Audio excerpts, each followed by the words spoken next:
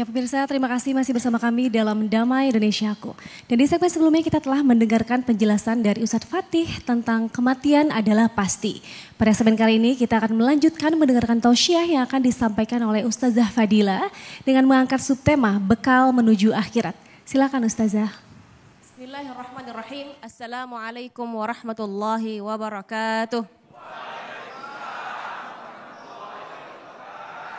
Alhamdulillah wassalatu wassalamu ala Rasulillah wala hawla wala quwwata illa billahil aliyyil azim. Rabbana shrah lana sudurana wa yassir lana umurana wahlul 'uqdatam min lisanina yafqahu qawlana. Allahumma iftah alaina futuhal 'arifina bihikmatik wanshur alaina rahmataka birahmatika ya arhamar rahimin. Jamaah yang hadirin yang muliakan oleh Allah Subhanahu wa taala, di bagian hari ini ya, yaitu bekal apa yang akan kita bawa nanti ketika kita di akhirat. Kalau di dunia, kalau anak-anak kita mau sekolah biasanya disiapin bekal. Agar apa? Anak tidak lapar. Kalau kita bepergian juga kita persiapan bekal, persiapan pakaiannya, persiapan makanannya, agar kita tidak lelah dalam perjalanan. Begitu juga dengan kita nanti, kita perlu mempersiapkan diri, mempersiapkan bekal untuk di akhirat nanti. Dalam Al-Quran surat Al-Hasyr ayat 18 Allah Subhanahu wa taala berfirman ba'da a'udzu billahi minasyaitonir rajim bismillahirrahmanirrahim. Ya ayyuhalladzina amanu taqullaha wal tanzur nafsum ma qaddamat lighad wattaqullaha innallaha khabirun bima ta'malun. Shadaqallahul azim. Wahai orang beriman, bertakwalah kepada Allah. Ya ayyuhalladzina amanu taqullaha wal tanzur nafsum ma qaddamat lighad. Apa persiapanmu untuk esok hari? Dan perhatikan lighad. Lighad itu besok, ya.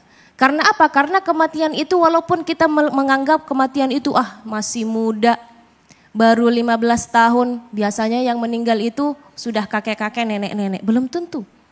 Maka ayat ini Allah menjelaskan wal tanzur nafsun ma qaddamat lighad, besok.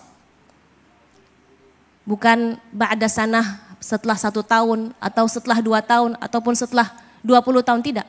Al-Quran menggunakan istilah lighadin.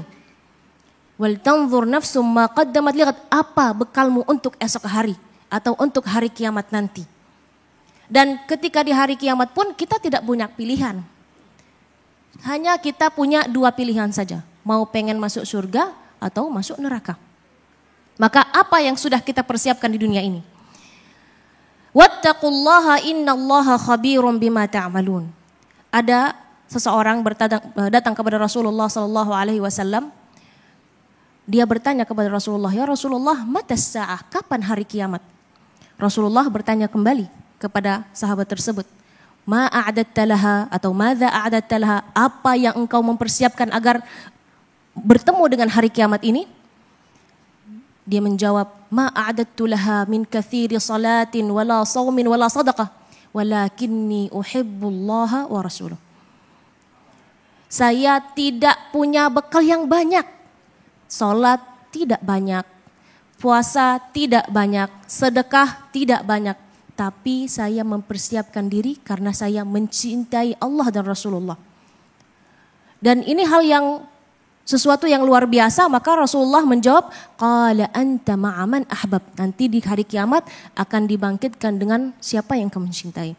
Maka ya kalau kita dekat dengan orang-orang yang soleh, insya Allah kita kecipratan berkahnya. Kalau kita mencintai orang-orang yang habaib, ulama, ya insya Allah kita juga kecipratan dan kita bangkit bersama mereka. Amin ya rabbal alamin. Walaupun kita, ya seperti tadi, la ma'adattu laha min katsiri salatin, kita tidak punya banyak bekal salat, mungkin masih ada yang tertatih-tatih, puasa mungkin masih ada yang di siang hari makan diam-diam, ya.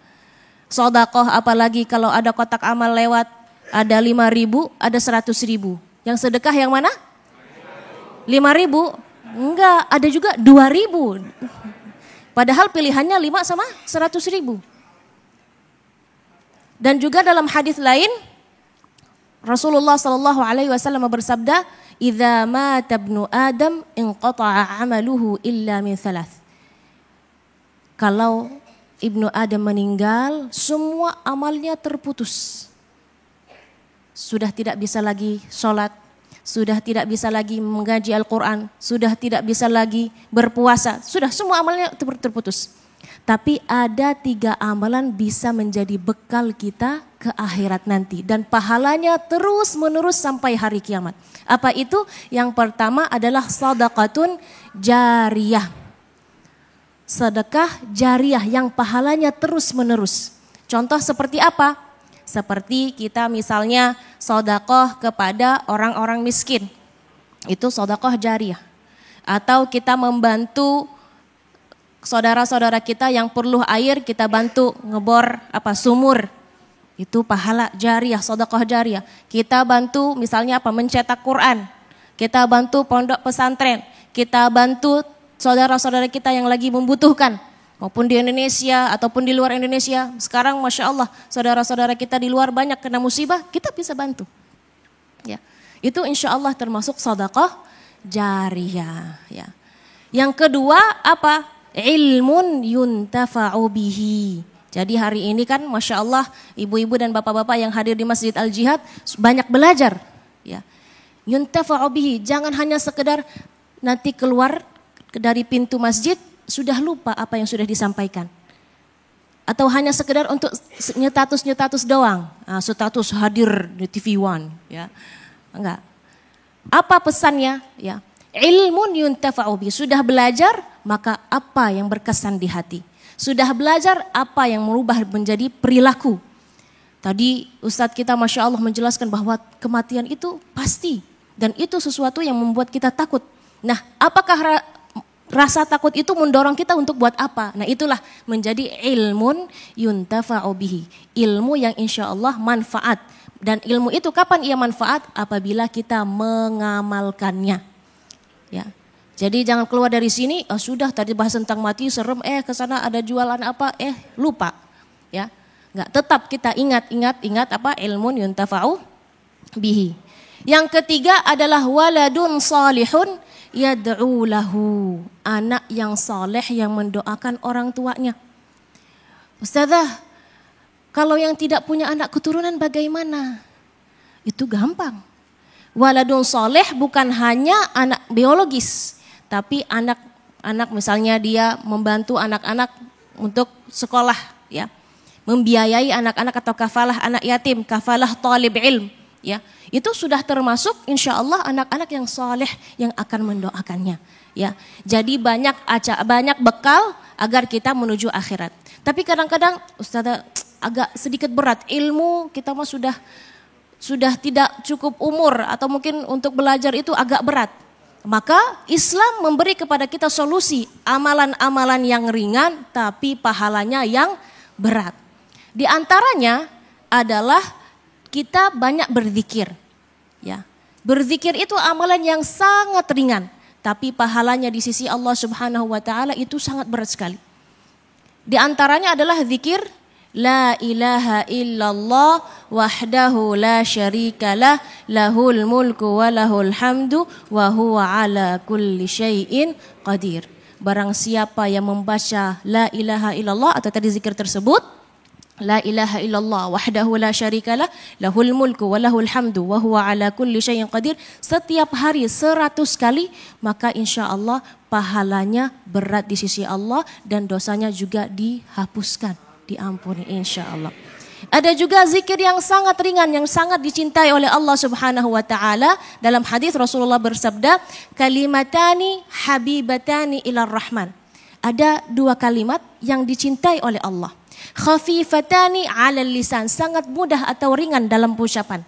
Thaqilatani fil mizan, berat dalam timbangan. Apa itu? Subhanallah wa bihamdihi subhanallahil azim. Subhanallah wa bihamdihi subhanallahil azim. Alhamdulillah.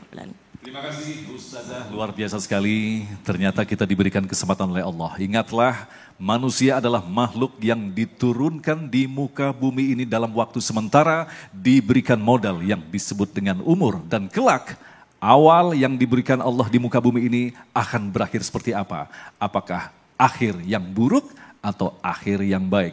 Itulah tema yang nanti akan disampaikan oleh guru kita Habibana Abdurrahman Al-Habsyi, yaitu berkaitan dengan meraih husnul khotimah. Tetaplah bersama kami dalam Imsak yang dipersembahkan oleh Sarung Wadimor, tentu sarung kita.